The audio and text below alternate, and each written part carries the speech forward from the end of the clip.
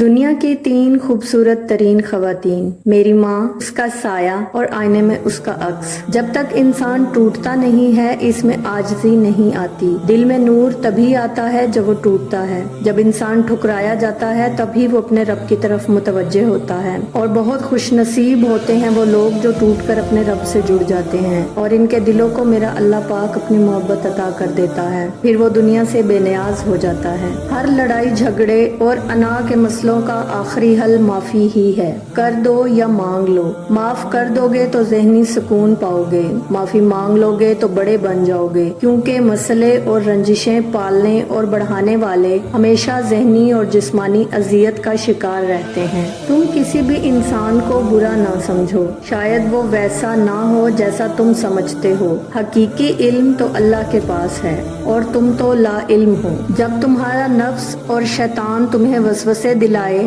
کہ تمہاری دعاؤں کا کوئی فائدہ نہیں ہونے والا، تو خود سے وہی کہو جو حضرت ابراہیم علیہ السلام نے کہا تھا کہ میں صرف اپنے پروردگار کو پکارتا ہوں، مجھے یقین ہے کہ میں اپنے پروردگار سے مانگ کر کبھی محروم نہیں رہوں گا۔ اگر زندگی کبھی روشنیوں کا تحفہ دے تو انہیں مت بھولنا جنہوں نے کبھی آپ کے اندھیرے بانٹے تھے۔ ہم سمجھتے ہیں کہ غربت کا مطلب بھوک، ننگا بدن اور بے گھر ہونا ہے، جبکہ اصل غریب وہ ہے جس کا کوئی چاہنے والا، کوئی اپنا یا کوئی خیال رکھنے والا نہ ہو۔ ایک دوسرے کے رزق پر نظر مت رکھو، کیونکہ رب سے بہتر کوئی تقسیم کرنے والا نہیں۔ اللہ تعالیٰ کے نظام میں رزق بڑھنے کا ایک ہی قانون ہے، جتنا تقسیم کرو گے اتنا ہی بڑھتا چلا جائے گا۔ انسان ایک ایسا غافل منصوبہ ساز ہے کہ وہ اپنی ساری پلاننگ میں کبھی بھی اپنی موت کو شامل ہی نہیں کرتا۔